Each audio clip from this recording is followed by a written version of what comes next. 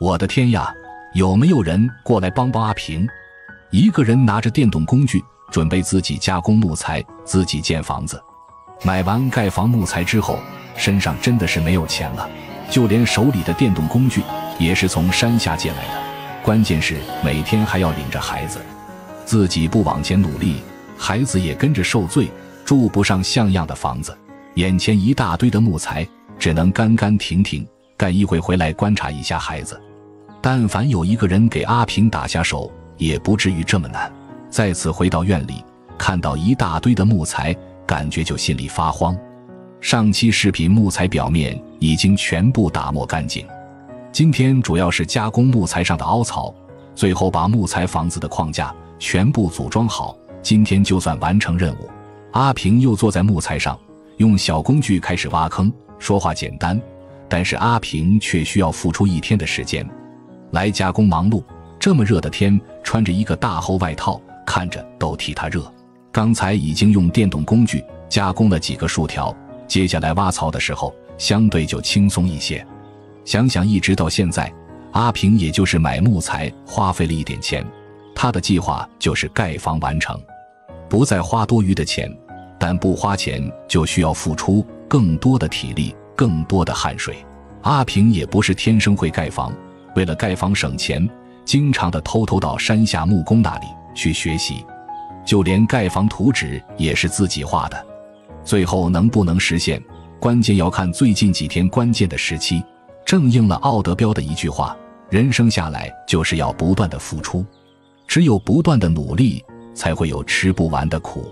阿平手里各种的尺子小工具，平时用不到，都是在山下好心人那里借来的。好在阿平的人缘好，不然都要花费钱再去买。山下的人听说阿平盖房之后，都想过来帮他，都被阿平给拒绝了。现在的阿平不是不需要人帮助，而是怕落下人情，自己到时候没办法还，热得受不了，又回去拿了一个草帽，出来拿上电动工具，又要开始哼哼哼的加工。只要肯努力，就有干不完的活。这句话在阿平的身上感觉非常的实用。快要大中午了，家里的鸡又开始胡乱的打鸣，是不是饿了？阿平现在可没有时间照顾你，自己饿的都顶不住，还有很多的活没有完成，到结束至少估计还要1个多小时时间。眼前这根木材上面用记号笔画了印，按照画好的痕迹直接裁剪木材就可以。想要盖房间，必须采用传统的榫卯结构，这个大家也早就已经见过多次。不采用一颗钉子，毕竟是房间的主要部位，主要框架，拿起来比划一下，不合适的还要再次的加工。由于没有经验，就需要不断的反复尝试，反复调试，省得最后组装的时候再2次的返工，反而会浪费更多的时间。眼前这根放进去了，尺寸正好合适，然后直接开始往里砸，砸得越狠，显得框架就会越结实。所有的木材孔洞挖好，拿过来一根木材放到地上，当做临时的支撑。接下来阿平要全身心地投入到组装框架，这样距离结束也就快了。一边干活，也要一边想着屋里的孩子。现在的院里看起来乱七八糟不成样子，关键是阿平还没有组装好，真想过去帮他一起收拾。阿平没时间，我们就一起到屋里看看孩子。果然已经醒了，手里拿着小玩具，身上盖着一个东西，难道不热吗？一会问问阿平，不过阿平没时间，正抡着大锤使劲地砸向木材，或许也是害怕屋里的小儿子被蚊虫叮咬，一边干活一边哪里有更多的时间照顾孩子。只要孩子不哭，阿平就认为他没有事情，只能是这样，能有什么办法？不错不错，竖向的大框架基本组装完成，但横向的还要在一点一点的组装上，孔洞加工好，就算是结束了很大一部分工作。但是现在想想，就算是阿平最后组装好，到了树立框架的时候，一个人怎么能行？不想花钱，又没有人帮助他，真是替阿平感到担心。车到山前必有路，走一步看一步，碰到石头就回头，实在不行就花钱请工人，不能被事情憋死。总要想方设法也要把房子建造好。又开始在木材上画痕迹，看来还要再次拿上工具加工。今天的天多好，阿平低着头，都没有时间看一下周围的环境。蔚蓝的天空，只能让屏幕前的我们欣赏着美景，以及非常努力的阿平。拿上工具，已经开始冒起白烟，最后一个小角落加工完，就可以顺利的组装上，马上就可以结束。今天短暂的忙碌，这么热的天，不清楚阿平是什么动力，让他一直坚持到了现在。或许是生活，但感觉最重要的还是阿平的小儿子。为了孩子一个母亲，什么事情都可以做出来，更别说多流点汗水，多付出点体力。现在虽然是看阿平在忙碌，但这何尝不是一大部分人群的缩影？您或就在阿平身上，也可以看到自己的过去，或者是曾经努力过的自己，一起给自己加油吧。所以又应了奥德彪的一句话，阿平其实不是一个人，而是一群人的缩影。忙忙碌碌将近3个小时，终于结束了组装木材，收拾一下工具，阿平终于可以回去照顾孩子。肯定没有时间休息，框架组装好，但竖立的时候怎么办？大家给出主意。毕竟现在阿平是一个人，阿平家里这是什么情况？突然多了10几个人在聚餐，同时也看到阿平的房间框架竟然已经完工，屋顶也是用的石棉瓦制作。为什么今天来了这么多人呢？一大早，阿平早就在家里等着了，等了很久，终于把帮忙的人叫过来。今天所有来的人都不要钱，是曾经帮助过阿平的好心老人给请来的人帮忙。阿平已经把所有的木材打磨加工完，主要是组装框架、安装房顶。看看眼前房角对接地方的孔洞，如何的组装都已经被阿平早的提前完成，所以现在组装也就是出力气，变得非常简单。每一面墙木材都是实木，升起来的时候，阿平就是有再大的能力也完不成，不得已才请了很多人上来帮忙。虽然不用给人家工钱，但阿平也准备了好多肉，有鸡有猪肉。最后了要请工人们吃饭，也就看到了视频开始热闹的场景。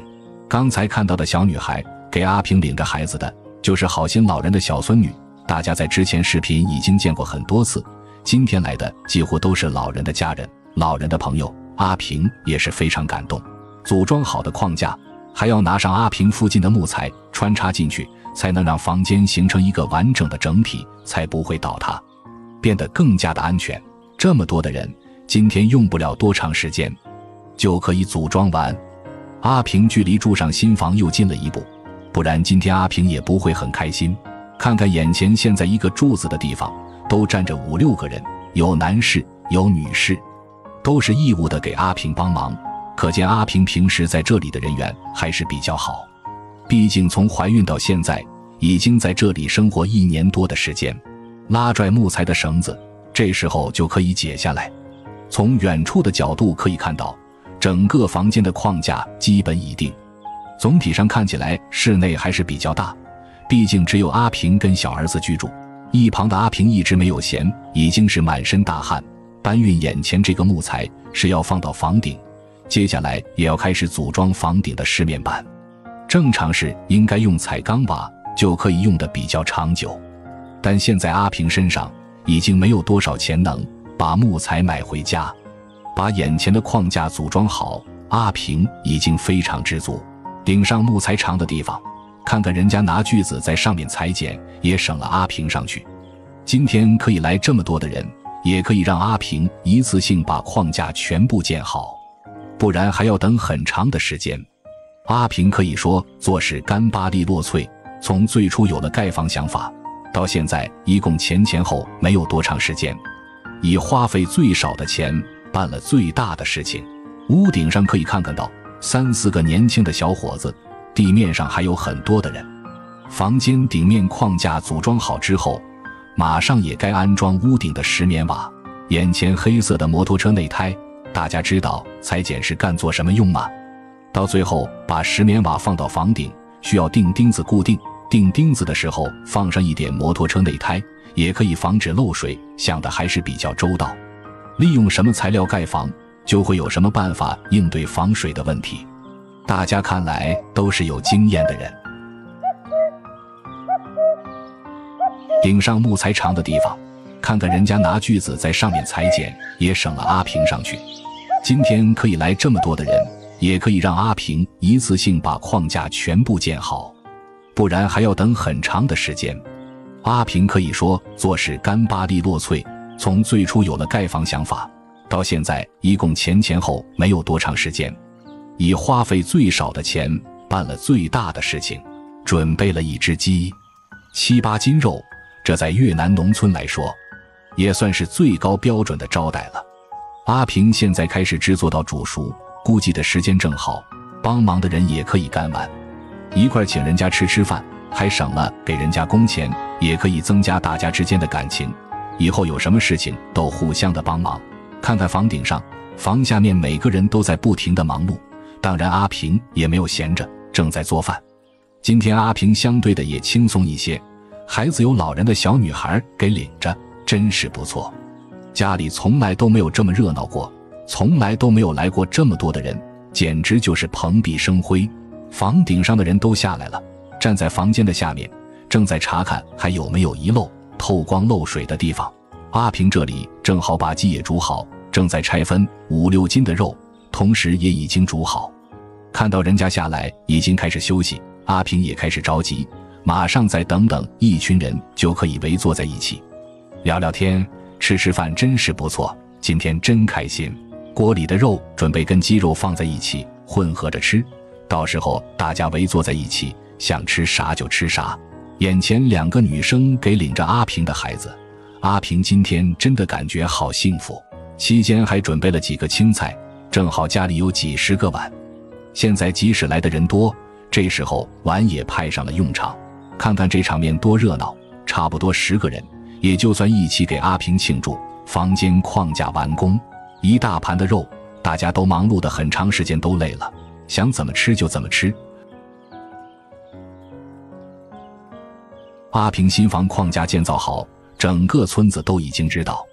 阿平特意煮了肉，庆祝前来帮助自己的人，大家聚集在一起，有说有笑。阿平又多了很多朋友。但是新房完工之前，阿平付出的汗水、付出的努力又有多少人知道？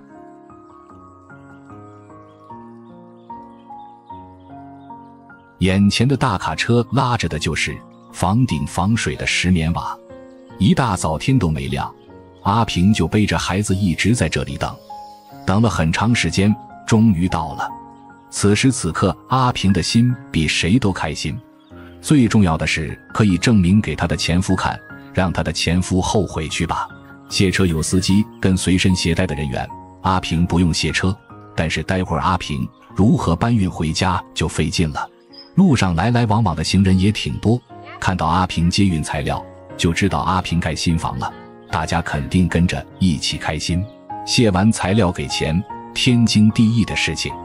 盖房不花钱肯定不行，房子都还没有建造好，阿平的积蓄基本已经花完，一大堆的板子。阿平由于背着孩子，所以一次只能扛1块回家。这里距离自己家比较远，本身居住在村里的田里，都没有一个宽敞的路可以让卡车直接开到家。所以为什么想刻意地分享一下阿平前期准备盖房的工作，真的是非常不容易。但凡有一个人给阿平领着孩子，阿平也不至于背着孩子一趟又一趟的搬运，一直到孩子睡觉之后，阿平也是没有办法把孩子放在家里，自己一个人跑下山去搬运材料。其实这种行为非常危险，随时都有可能被阿平的前夫钻空子把孩子给抱走。20多分钟才搬运回来3块，每搬回来1块，还要看看家里的孩子，很害怕出现一点意外的情况。10几20几张板子，大家想想阿平需要付出多少的汗水。看着新房盖好，大家一起围坐在房间下面吃喝，但是前期确实是不容易。来到山下，阿平又拉起来1块，穿着长袖，穿着小雨鞋，这身打扮跟今天所干的活确实有点不搭配。又搬回来1块，靠在院里，本以为所有的都已经搬完，但是阿平又下山，其实还有很多块。看看孩子醒了，自己都爬起来了，这让阿平怎么办？还有很多块都没有搬上来。所以为什么说，但凡有一个人跟阿平领着孩子，阿平也不用非常的担心，本身满身汗水，不得已把孩子抱起来哄孩子，接下来怎么办？只能把孩子背上，继续到山下，不然山下放的时间长，万一丢了怎么办？都是花费阿平的心血积蓄买来的，看看又背回来一块，后背上还背着孩子，真想过去帮帮阿平，但确实有点不现实，只能隔着屏幕祝福阿平，不然别的有什么好的办法呢？现在肩上扛着的，终于算是到最后一块，放回家也就没事情了。赶紧回到临时居住的房间，拿上水壶喝点水。这时候也要通知山下已经联系好帮忙的人。阿平的房子建好，其实有一件事情特别的想让阿平实现，就是找一个可以依靠的人，可以照顾自己的男人一起生活，希望可以早点实现。你认为这个想法是不是非常的正确？阿平又能不能实现？来到山下，眼前这个姐妹平时跟阿平关系不错，人家也早就已经等着想帮助阿平，眼前的大哥肯定也不会不帮忙。盖房是人生大事，阿平从来没有找过其他人帮忙，唯一的一次请求，大家绝对不会拒绝。主要也是身后还有好心的老人，给自己做坚强的后盾，不给阿平面子，也会给老人面子。通知完眼前最后一位大哥，这样阿平就可以放心的回家，等着人家把手里事情忙完，就可以开工。所以说今天真是一个好日子。上期视频已经更新，阿平把房间框架盖好，就是很害怕大家担心不了解阿平家里最新的状况。这期视频主要是讲述阿平前期努力忙碌的身影，回来以后赶紧把小儿子放到临时居住的房间，这样阿平可以休息一会，看看阿平穿着长长的外套，再看看其他人的穿着打扮。一壶热水早早就烧好，等到干活忙碌间隙，大家谁想喝比较方便。正好这时候大部队也来了，中间的小女孩就是好心老人的小孙女，负责给阿平今天领孩子。这一下家里热闹了，这个时刻值得记录，以前根本就没有过这样热闹的场景。大家来了，先观察观察地形情况，待会要开始组装。看把阿平开心的，有人还给阿平拿了一袋米，真是不错。最后再查看一下灶台上的水壶，阿平也要赶忙过去跟别人交接，交代今天的任务。